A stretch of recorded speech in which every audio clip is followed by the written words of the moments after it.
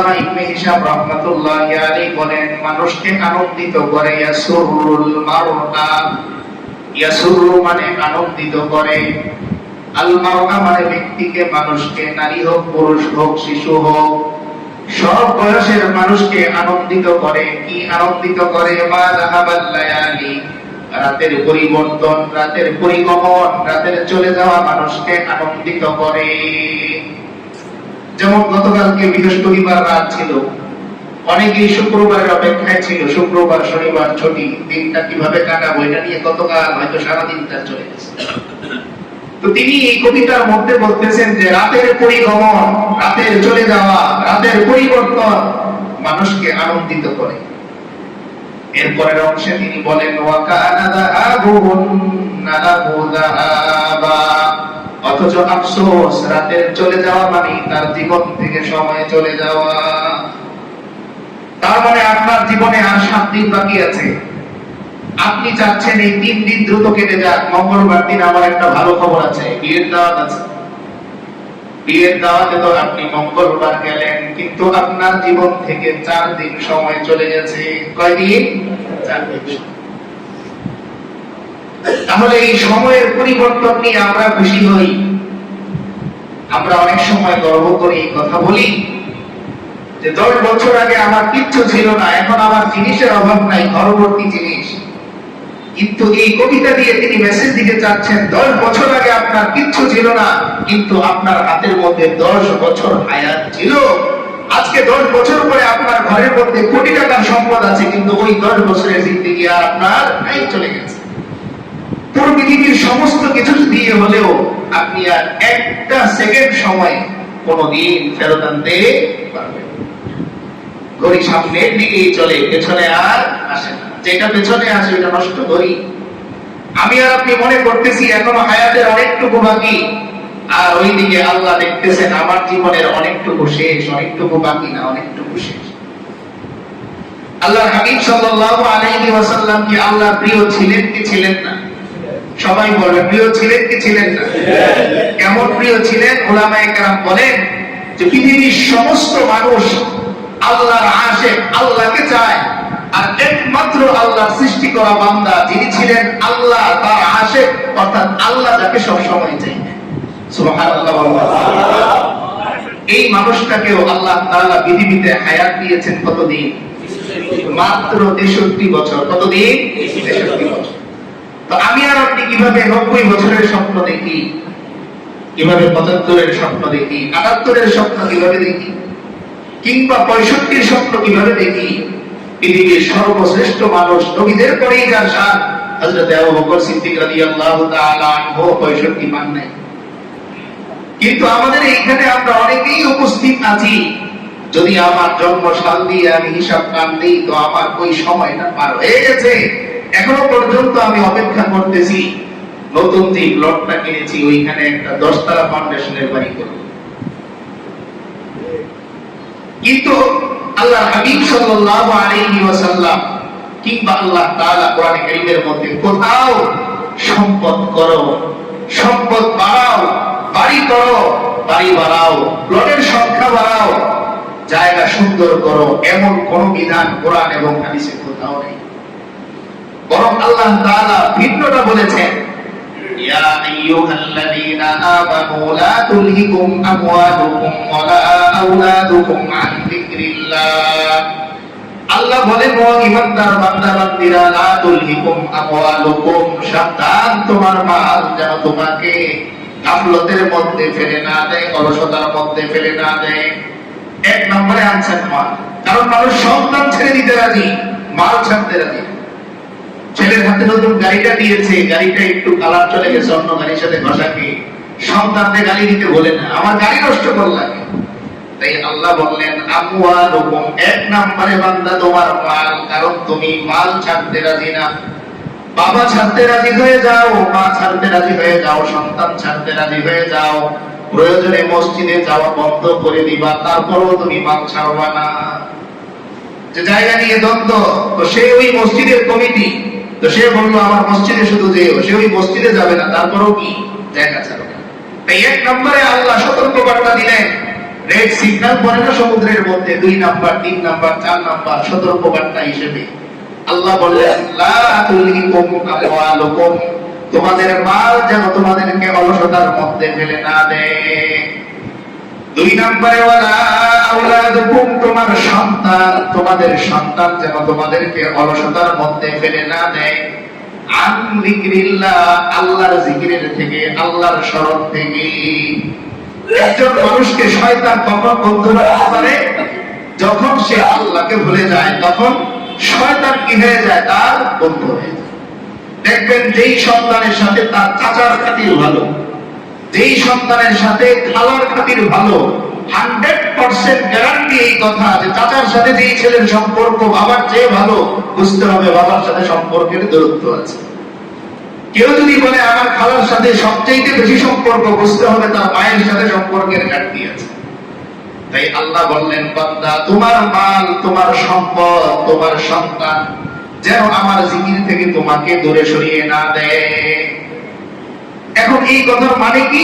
মানে আল্লাহ রাসূল সাল্লাল্লাহু আলাইহি ওয়াসাল্লাম হাদিসের মধ্যে বলে দিয়েছেন যে শয়তান প্রতিটা মানুষের হৃদয়ের মধ্যে ঠিক ধরে বসে থাকে। শীতের দিন দেখবেন মুরব্বীরা একটু ঠান্ডা বেশি লাগে এরকম কুড়োচড়ো হয়ে বসে থাকে, একটা চাদর দিয়ে পেঁচিয়ে বসে থাকে। আল্লাহ হাবিব সাল্লাল্লাহু আলাইহি ওয়াসাল্লাম বলতেছেন যে শয়তান তোমাদের প্রত্যেকের হৃদয়ে এরকম চুপি সারে বসে থাকে। ইদা যাকারা ফালাসা, যখন ওই দিন থেকে জিকিরের আওয়াজ বের হয়, সুবহানাল্লাহ, আলহামদুলিল্লাহ, আল্লাহু আকবার, লা ইলাহা ইল্লাল্লাহ, এই জিকিরের ধ্বনি যখন আওয়াজ হয়, খালাসা, সঙ্গে সঙ্গে ওই হৃদয়টা শয়তান থেকে মুক্তি পায়। আর যখন ওয়াহিদা গাফালা ওয়াসওয়াসা, যখনই সে জিকির থেকে গাফেল হয়ে যায়, তখনই শয়তান কি করে বসে? তারে ওয়াসওয়াসা দিয়ে বসে। এই জন্য শয়তান বলতো আমাদের ধোঁকা দেয় না, আমরা শয়তানকে ধোঁকা দেওয়ার সুযোগ তৈরি করে দিই। যেমন আপনি মসজিদে আসলেন, মসজিদে এসে বসার পরে এখন আপনি এখানে বসে বসে দোকানের হিসাব নিজে আনতেছেন। এখন আনার পরে এবার আপনার মসজিদের মধ্যে এসে মেজাজটা খারাপ হচ্ছে, হিসাব মিলতেছে না, কর্মচারীর কথা মনে পড়তেছে। তো শয়তান আপনাকে মেজাজ খারাপ করালো না, আপনি সুযোগ করে দিলেন মেজাজ খারাপ করালো। কারণ মসজিদে আসছেন আপনি আল্লাহকে স্মরণ করার জন্য। কিসের জন্য? আল্লাহকে স্মরণ করার জন্য। আপনি কেন এখানে এসে দোকান নিয়ে বসলেন? দোকান নিয়ে বসার কারণে শয়তান এবার আপনাকে দোকানের মধ্যে ঢুকিয়ে দিয়েছে। তো আল্লাহ তাআলা বললেন যে বান্দা, তোমার সম্পদ, তোমার সন্তান আমার জিকির থেকে যেন তোমাকে দূরে সরিয়ে না দেয়। কারণ আমি যদি তোমার থেকে দূরে সরে যাই, অটোমেটিক তোমার কাছে চলে আসবে কি?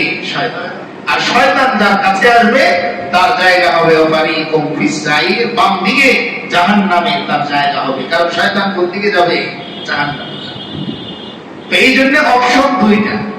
1 নাম্বার অপশন আমি আল্লাহকে বন্ধু বানাবো, আর নয়তো 2 নাম্বার অপশন আমার শয়তানকে বন্ধু বানাতে হবে না, শয়তান আমাকে বন্ধু বানিয়ে দিবে, আমার বন্ধু বানানো লাগবে। কারণ অপশন কয়টা? 2টা। ওয়াহাদাইনাহুন নাজদাইন, আল্লাহ বলেন আমি প্রত্যেকটা মানুষকে 2টা করে পথ দান করেছি। কয়টা পথ? 2টা পথ।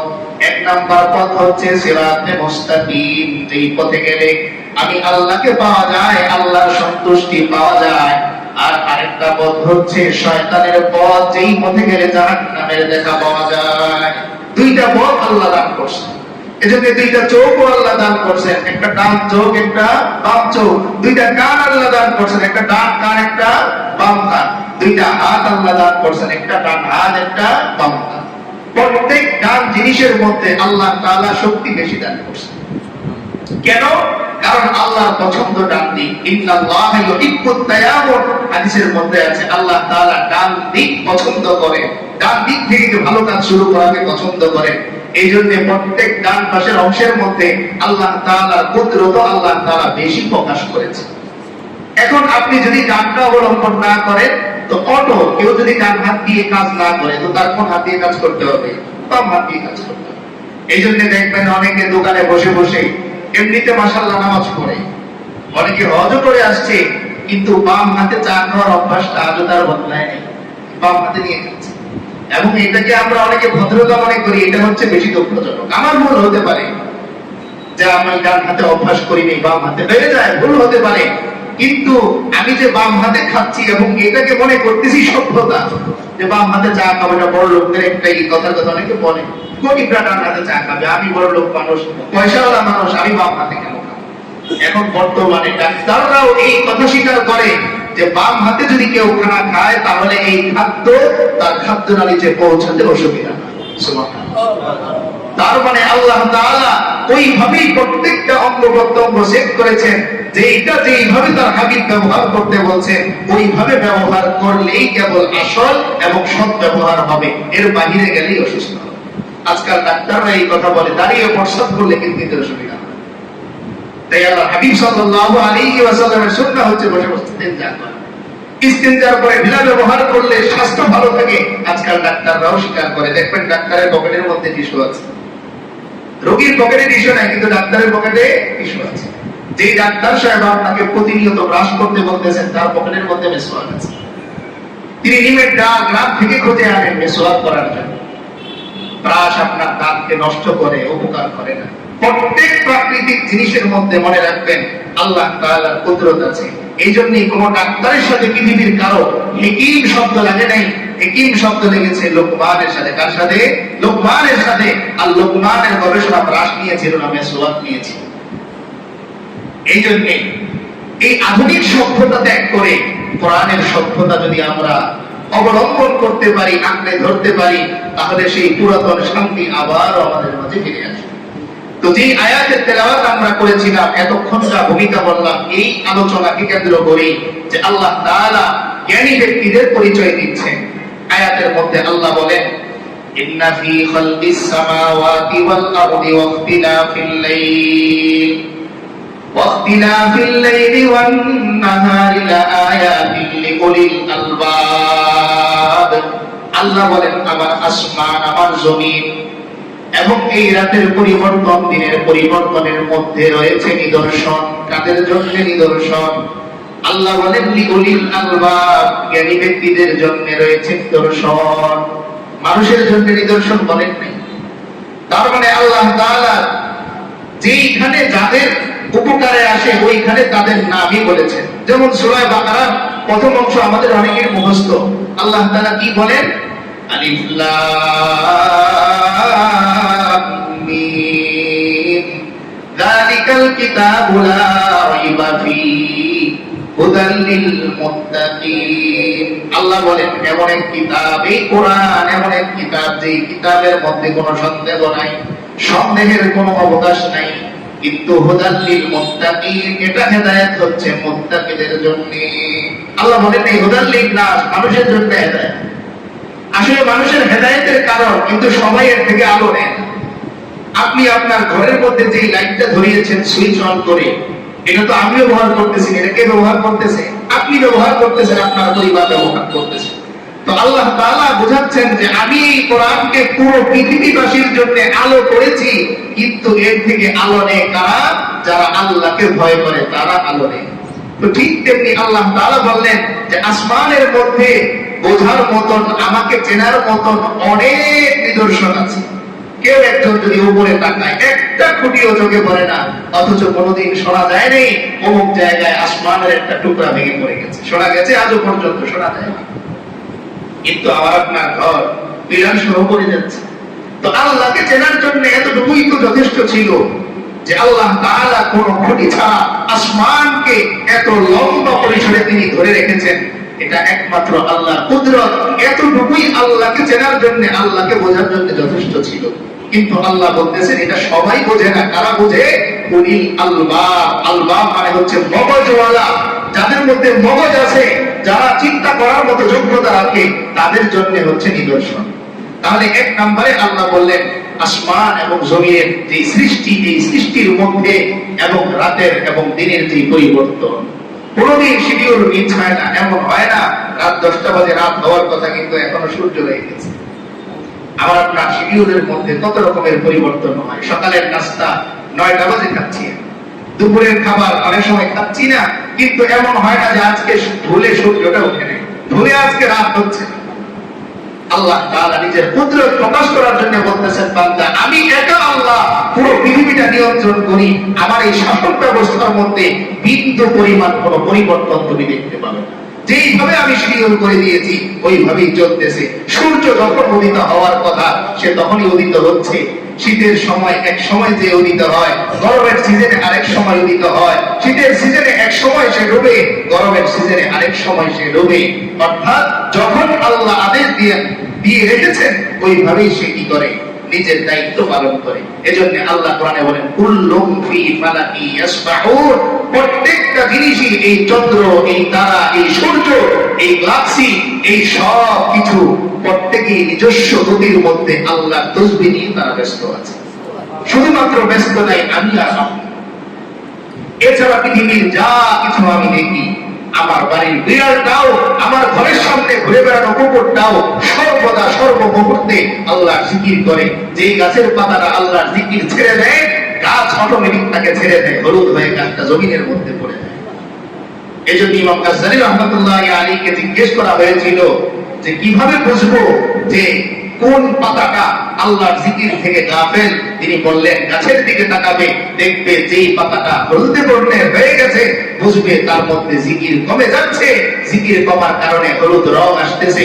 যেদিন জিকির শেষ, তার হলুদ বর্ণ ধারণ করাও শেষ, গাছ অটোমেটিক তাকে ছেড়ে দেয়, তোমাকে আর আমি রাখবো না। গাছ এতটুকু বুঝে, যেই পাতার জিকির শেষ হয়ে যায় তাহলে সে ছেড়ে দেয়, রাখে না। দেখবেন নারকেল গাছ একটা পাতা শুকিয়ে এরকম নিচু হয়ে আস্তে আস্তে নিচের দিকে চলে আসতেছে, গাছটাকে সরিয়ে দেয়। যার মধ্যে জিকির নাই তার সাথে আমার কোনো সম্পর্ক নাই। শুধুমাত্র আল্লাহ তাআলা আমরা মানব জাতি হিসেবে, আশরাফুল মাখলুকাত হিসেবে আমাদের মধ্যে এই সিস্টেম করেন নাই। আমরা জিকির না করলেও আল্লাহ তাআলা এক বেলা খানা আমাদের কি করেন না, বন্ধ করেন। বারবার সুযোগ দেন। সবচেয়ে জ্ঞানী ব্যক্তিকে সুযোগ কম দেয়া হয় না বেশি দেয়া? বলেন, অফিসের একজন কর্মচারী ভুল করলে তাকে যতটা টর্চার করা হয়, কষ্টের সম্মুখীন করা হয়, অফিসার যদি এই ভুলটা করে তাকে আরো ভালোভাবে পাকড়াও করা হয় যে আপনার মতো মানুষ এই ভুল কাজ করলেন। কিন্তু আল্লাহ তাআলা দয়া করলেন যে আল্লাহ তাআলা মানুষ সবচাইতে বেশি জ্ঞানী হওয়ার পরেও সবচাইতে বেশি সুযোগ আল্লাহ তাআলা মানুষকে। এই জন্য বক্তার আবু জাহেলও আরামসে ঘুরে বেড়ায়, আল্লাহ কি করেন না, পাকড়াও করেন। নবীর সাথে বেয়াদবি করে, তারপরেও আল্লাহ সুযোগ দেন, দেখি আবু জাহেল পরিবর্তন হয় কিনা।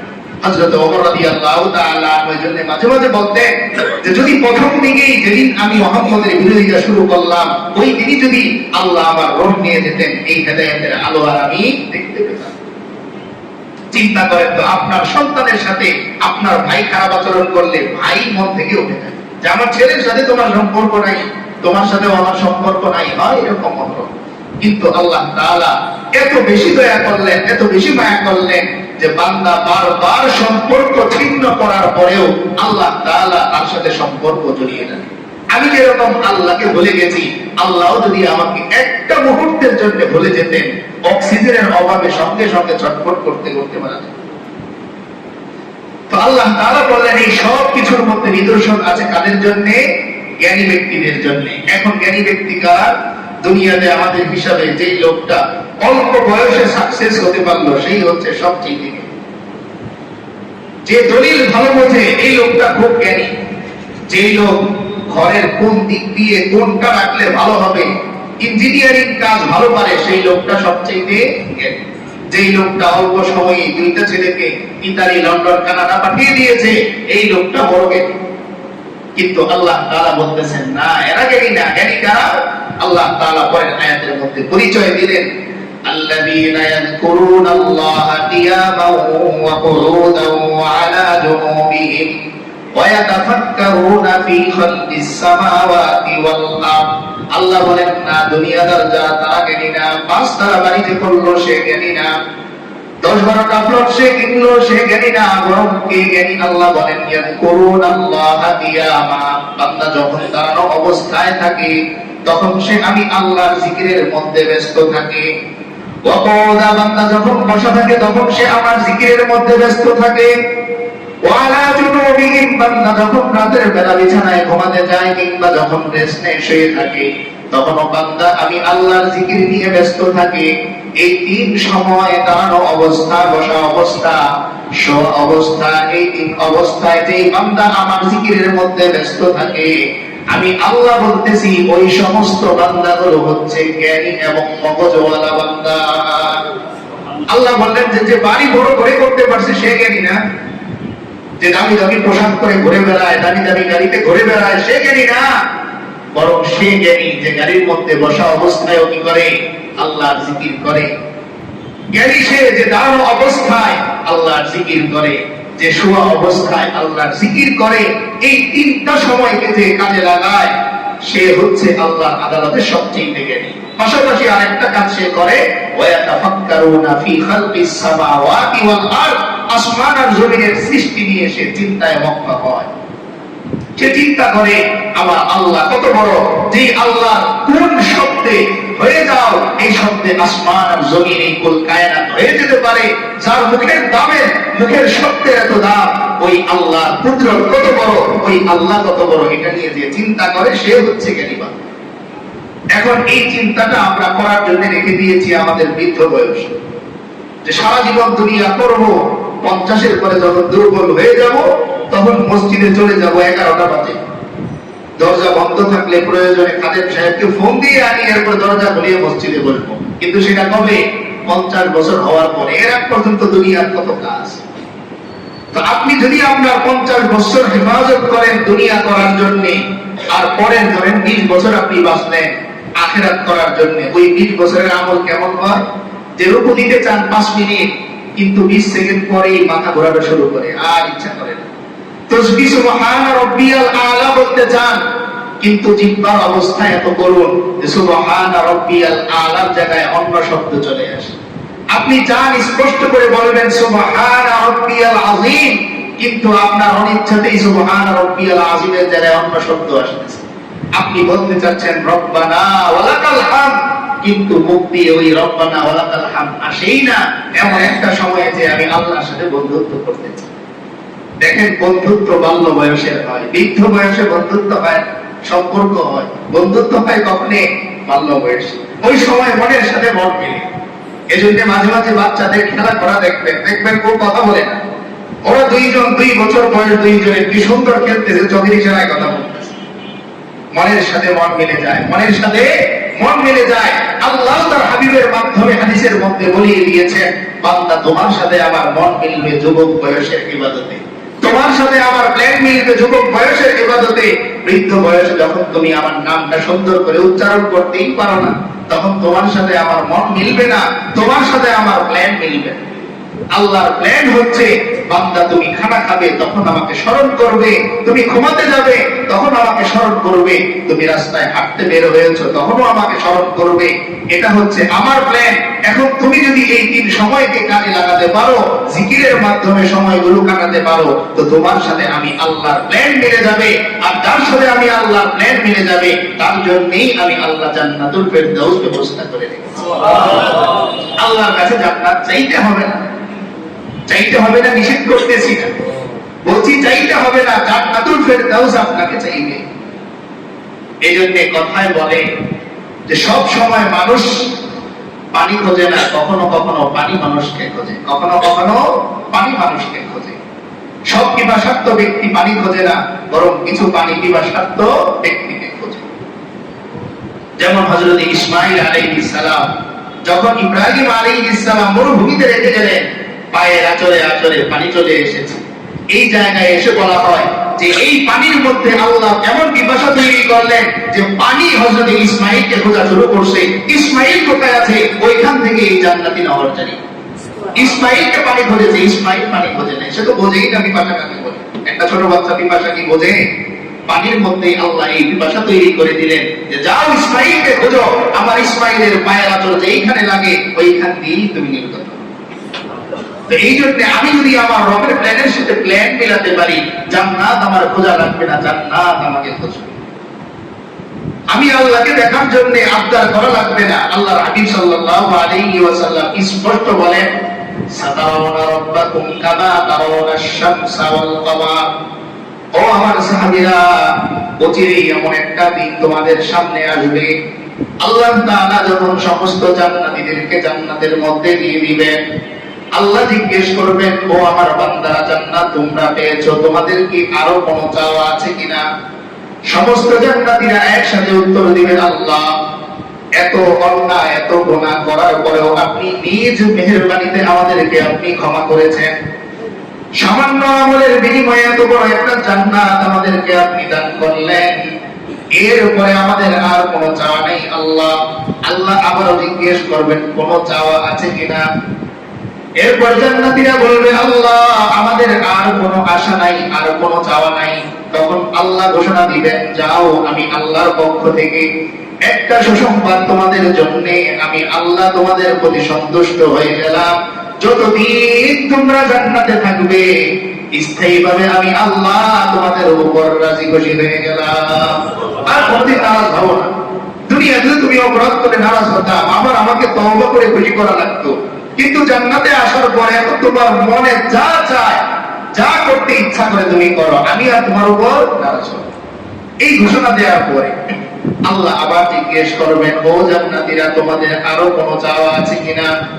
জান্নাতীরা এক বাক্যে বলবে না, আল্লাহ, কোনো চাওয়া নাই, এত বড় জান্নাত আমরা পেলাম, আপনার রাজি খুশি আমরা পেলাম, এরপরে আর কোনো চাওয়া আমাদের থাকতে পারে না।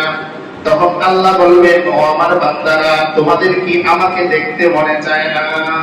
আল্লাহ কি জিজ্ঞেস করবেন, তোমাদের কি আমার দেখতে মনে চায়? তখন সমস্ত বান্দারা এই কথা শোনার পর অবাক হয়ে যাবে, আমি আমার রবকে, আল্লাহকে দেখতে পাবো। সমস্ত জান্নাতীরা একসাথে বলবে, বালা ইয়া রব্বি, অবশ্যই আপনাকে দেখতে মনে চায়।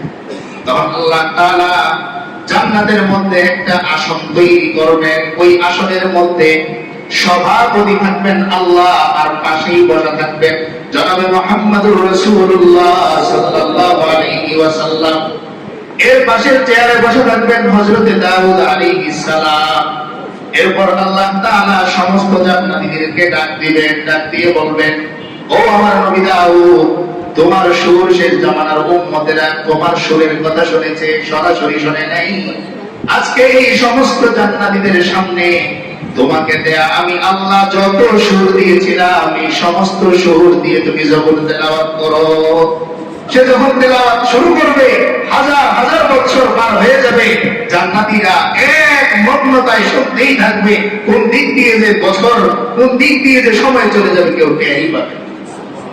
এরপরে আল্লাহ তাআলা জিজ্ঞেস করবেন, এর চাইতে সুন্দর তেলাওয়াত কি তোমরা শুনতে চাও? তখন জান্নাতীরা অবাক হবে, এর চাইতেও সুন্দর তেলাওয়াত হয়? তখন আল্লাহ তাআলা বলবেন, ও আমার হাবিব, আমি আল্লাহ আপনার উপর কোরআন নাযিল করেছিলাম, কোরআনের সমস্ত মাধুর্যতা আমি আল্লাহ আপনাকে দিয়েছিলাম। আজকে আপনি সূরা ইয়াসিন তেলাওয়াত করেন, এই সমস্ত জান্নাতীদেরকে আপনাকে দেয়া আমার যে সুর, এই সুর দিয়ে আপনি সূরা ইয়াসিন তেলাওয়াত করেন। এই সূরা ইয়াসিনের তেলাওয়াত যখন শুরু করবেন, পৃথিবীর মানুষ সমস্ত জান্নাতীরা আমার হারিয়ে যাবে, কোন দিক দিয়ে যে বছরের পর বছর চলে যাবে কেউ টেরই পাবে। এরপরে যখন তেলাওয়াত শেষ হবে, আল্লাহ এবার জিজ্ঞেস করবেন, এর চাইতেও আরো সুন্দর করে তোমরা তেলাওয়াত শুনতে চাও? তখন সমস্ত জান্নাতীরা বলে উঠবে, এর চাইতেও সুন্দর হয়।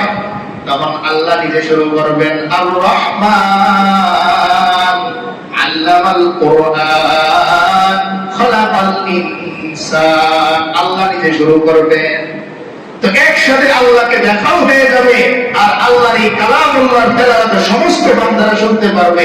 এখন বলেন তো, এই দেখার আবদার, তেলাওয়াতের আবদার জান্নাতীরা করবে, না আল্লাহ তাদেরকে নিজের থেকে প্রস্তাব দিবে? হাদিসের মধ্যে যা আছে, আমরা যা পাই সেই হিসাবে আল্লাহ নিজে প্রস্তাব দিবেন যে, বান্দা, দুনিয়াতে তুমি জিকির করেছো, সুবহানাল্লাহ বলে আমাকে খেয়াল করেছো, আলহামদুলিল্লাহ বলে আমাকে খেয়াল করেছো, আল্লাহু আকবার বলে আমাকে খেয়াল করেছো, আমাকে দেখতে পারো নাই, যাও বান্দা, আজকে আমি আল্লাহ সরাসরি তোমার সাথে সাক্ষাৎ করব। কিসের মাধ্যমে? জিক্রুল্লাহ, জিকিরের মাধ্যমে। জিকিরের ক্ষেত্রে একটা জিনিস আমরা মনে রাখবো, কোরআনে কারীমের মধ্যে অনেক জায়গায় আল্লাহ তাআলা আস্তে আস্তে জিকির করার কথা বলেছেন। অনেক সময় এটা নিয়ে দ্বন্দ্ব হয়ে যায় অনেকের মধ্যে, জোরে জিকির করবো না আস্তে জিকির করবো। আচ্ছা বলেন তো, একজন বাদামওয়ালা যখন বাদাম বিক্রি করে, তাকে কি শিখিয়ে দেয়া লাগে বাদাম আস্তে আস্তে বলো না জোরে জোরে বলো? সে যখন জোরে বাদাম বলা দরকার পড়ে তো জোরে বলে, যখন আস্তে বলা দরকার পড়ে তখন আস্তে বলে। কিন্তু আপনার কানের কাছে এসে তো জোরে জোরে বলে না, সে তার মতো করে বলে। আপনি আপনার আল্লাহকে ডাকবেন।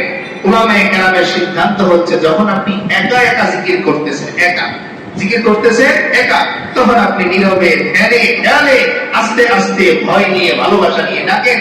কিন্তু সম্মিলিত জিকিরের মধ্যে যখন জিকিরের প্রশিক্ষণ হচ্ছে, জিকিরের মাধ্যমে নিজের আত্মাকে পরিশুদ্ধ করার ট্রেনিং চলতেছে, তখন আওয়াজ একটু বড় হলে এটা অসুবিধা নাই। তবে উত্তম হচ্ছে আস্তে জিকির করা, কিন্তু উত্তম তাদের জন্য যার ভাণ্ডটা তৈরি। যেমন আগেও একদিন বলেছিলাম যে আমার একটা কাপড় পরিষ্কার, এই পরিষ্কার কাপড়টা ধোয়ার জন্য সাধারণ একটু সাবান হলেই হয়ে যায়। কিন্তু যেই কাপড়টা বেশি ময়লা, ওটার জন্য গরম পানি লাগে, পাউডার লাগে, এরপরে সাবান লাগে, এরপরে আবার এটাকে ঝাঁকিয়েও দেওয়া লাগে। তো আমার আপনার দিল যেহেতু ময়লা হয়ে আছে, এই দিলের মধ্যে শয়তানের কুমন্ত্রণায় ভরা, এই দিলের মধ্যে দুনিয়ার লোভে ভরা, এই দিলের মধ্যে ফ্লাডের লোভে ভরা, এই দিলের মধ্যে ব্লডের লোভে ভরা। তাই এই লোভটাকে দূর করার জন্য একটু জোরে কি করতে হবে, এখানে বাড়ি দিতে হবে। আমরা তো বের হবে না। অনেক সময় অনেক কুকুরকে তাড়ানোর সময় শুধু আপনারা দেখলেই দৌড়ায়, কিছু আছে শুধু দেখলেই দৌড়ায়, ওর একটু ইশারা দেওয়া লাগে, কোনো কিছু হাতে নেই। আবার কতগুলো আছে হাতে লাঠি নিয়ে বাড়ি দেওয়ার পর্যন্ত যায় না, যদিও বাড়ি দেওয়া ঠিক যায় না। তো আপনি এই যে পদ্ধতি বদলান, আপনি আপনার আল্লাহকে পাওয়ার জন্য, আপনি আপনার মাহবুবকে পাওয়ার জন্য, দুনিয়া একটা মানুষকে পাওয়ার জন্য যদি এত জোরে আপনি ডাক দিতে পারেন, সেই হিসেবে তো এই কথা বলতেই পারি যে আল্লাহকে এত জোরে আপনি ডাক দিবেন যে পুরো পৃথিবী কেঁপে উঠবে, কে আমার আল্লাহকে ডাকবে। কিন্তু এটা খেয়াল রাখতে হবে আপনার এই জিকিরের কারণে আরেকজনের উত্তম ইবাদত যেন নষ্ট না। যেমন পাশে কেউ কোরআন তেলাওয়াত করতেছে, আপনি এখানে পাশে, সেও আল্লাহর জিকির করে, আপনিও আল্লাহর জিকির করেন। খেয়াল রাখতে হবে তার কোরআনের কারণে আপনার জিকিরে যেন অসুবিধা না হয়, আপনার আবার জিকিরের কারণে তার কোরআন তেলাওয়াত যেন অসুবিধা না হয়। তবে নফল নামাজের চেয়ে, এটা মনে রাখবো আমরা, নফল নামাজের চাইতে জিকিরের ইবাদত সরাসরি আল্লাহর কাছে গ্রহণযোগ্য, তুলনামূলক। এই জন্য কেউ যদি জিকির করতে চায় জোরে, আমি আমার নফল নামাজ একটু পেছনে যেয়ে করি। আর তাছাড়া আল্লাহ হাবিব সাল্লাল্লাহু আলাইহি ওয়াসাল্লাম বলেন, লা তাজআলু বুয়ুতাকুম মাকাবিরা, তোমরা তোমাদের ঘরগুলো কবরস্থান বানিও না। এখানে মাঝে মাঝে নফল নামাজ পড়ো, এখানে মাঝে মাঝে কোরআন তেলাওয়াত করো, তাহলে ঘরটা সজীব থাকবে, আমরা তো কবরস্থান হয়ে যাবে। তো এই জন্য জোরে করি আর আস্তে করি সেটা পরে।